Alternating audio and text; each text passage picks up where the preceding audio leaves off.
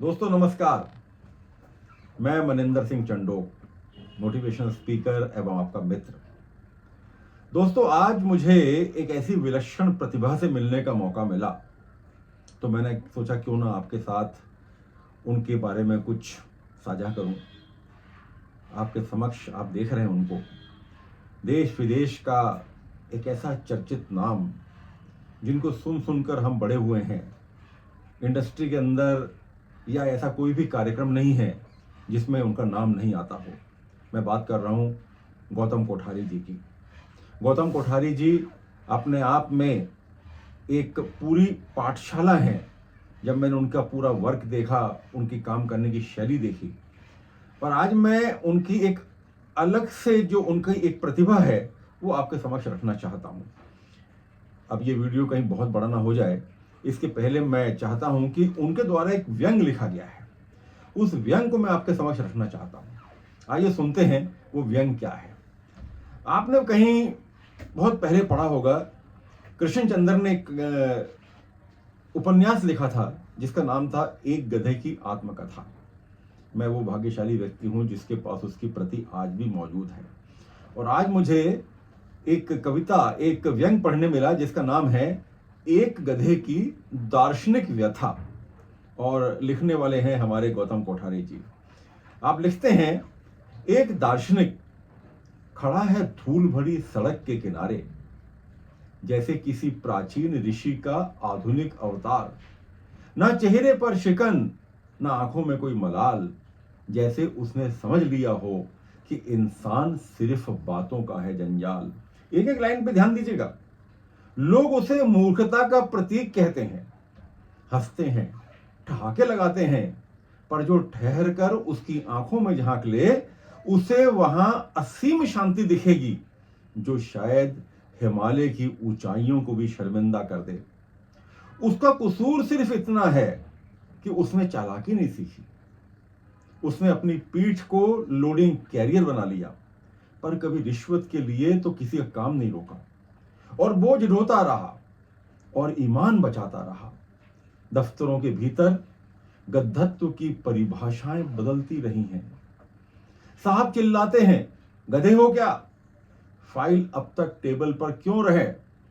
मातहत भीतर ही मन मुस्कुराता है, सोचता है काश मैं सच में गधा होता, कम से कम घास तो नसीब होती। यहां पर तो फाइलें ही चबानी पड़ती हैं, और ऊपर से बीपी की गोलियां भी। नेताओं के भाषणों में गधा एक स्थायी पात्र है। विरोधी को गधा कहना जैसे संवैधानिक अधिकार हो और लोकतंत्र के उत्सव का परस्पर वितरण का प्रमाण पत्र हो। क्या बात है भाई। और गधा चौराहे पर खड़ा सोचता है, हम तो सिर्फ बोझ ढोते हैं, देश बेचने का हुनर हमने अभी सीखा नहीं। बच्चा स्कूल से लौटता है, पीठ पर बस्ता, जैसे पूरा भविष्य लदा हो, गर्दन झुकी हुई, सपने दबे हुए। गधा उसे देखता है और पहली बार खुद पर तरस नहीं खाता। भाई साहब क्या व्यंग है। पहली बार खुद पर तरस नहीं खाता, बल्कि उस बच्चे पर दया आती है। बेटा तू पढ़ ले, मुझे तो बिना डिग्री के भी नौकरी और पहचान मिल गई। शादी में घोड़ी पर चढ़ा दूल्हा इज्जत पाता है, और गधा भीड़ के बाहर किनारे पे खड़ा सोचता है, ये घोड़ी गधे का बोझ क्यों ढो रही है। क्या बात है भाई साहब, क्या बात है कोठारी साहब, क्या बात है। ये घोड़ी गधे का बोझ क्यों ढो रही है। कायदे से ये काम हमारी प्रजाति का है, पर इंसानी समाज को दिखावा चाहिए। इंसानी समाज को दिखावा चाहिए। इंसान मंदिर जाता है, मस्जिद जाता है, गुरुद्वारा जाता है, चर्च जाता है शांति की तलाश में, और गधा सड़क के बीच खड़ा बिना किसी उपदेश के शांति का सबसे सस्ता और सच्चा संस्करण है। उसे ना ईएमआई का डर, न शेयर बाजार की गिरावट का दुख। उसे बस इतना पता है कि शाम को डंडा पड़ेगा, और वह डंडा भी उस तनाव से हल्का है जो इंसान अपने भीतर पालता है। देखिए आज की स्थिति पर कितना बड़ा व्यंग है ये। वह लाइन में नहीं रखता, वह सेल्फी नहीं डालता, वह किसी की बुराई नहीं करता, बस चुपचाप चलता है, और जब कोई हद पार कर जाए तो दुलत्ती से जवाब भी देता है। अगर उसे जुबान मिल जाए तो शायद वह शायर बन जाए, या फिर एक ऐसा दार्शनिक जो इंसान को उसकी औकात आईने में दिखा दे। वह कहे, ए इंसान, तू हमें गाली समझता है।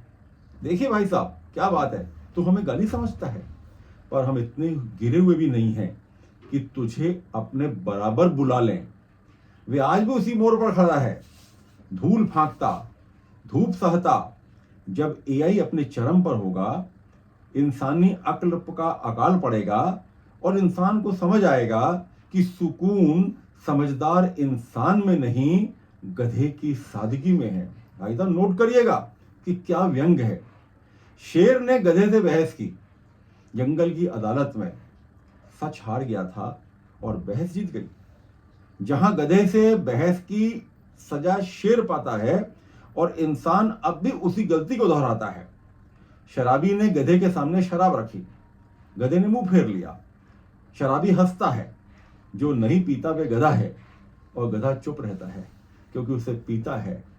होश में रहना ही सबसे बड़ी बुद्धिमानी है। क्या बात है, क्या बात है, व्यंग, क्या व्यंग है साहब, क्या व्यंग है। फिर से एक बार बोलता हूं, और गधा चुप रहता है क्योंकि उसे पता है होश में रहना ही सबसे बड़ी बुद्धिमानी है।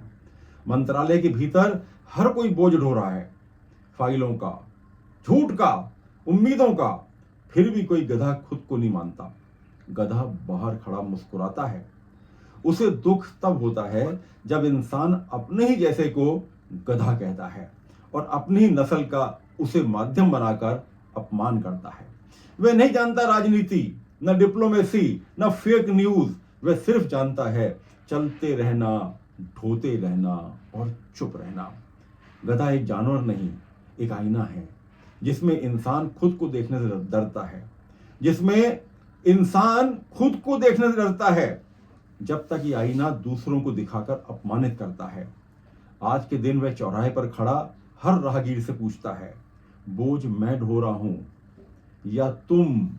अपनी इच्छाओं का थका हूं मैं या तुम? अपनी चालबाजियों, अपने छल कपट, अपने मुखौटों के बोझ से कभी थके नहीं। चेहरे पर चेहरा तुम लगाते हो और दोष गिरगिट को देते हो, और जवाब हर बार हवा में खो जाता है। और जवाब हर बार हवा में खो जाता है, क्योंकि इंसान के पास शब्द बहुत हैं पर सच बहुत कम। गधा फिर भी खड़ा रहता है, शांत, संतृप्त, जैसे कोई प्राचीन सत्य जो कभी पुराना नहीं पड़ता, जो कभी पुराना नहीं पड़ता। क्या व्यंग्य भाई साहब, आपका बहुत बहुत इस्तकबाल, आपका बहुत बहुत धन्यवाद कोठारी साहब। आपने पूरे समाज के चित्रण को हमारे सामने रख दिया। बहुत बहुत धन्यवाद।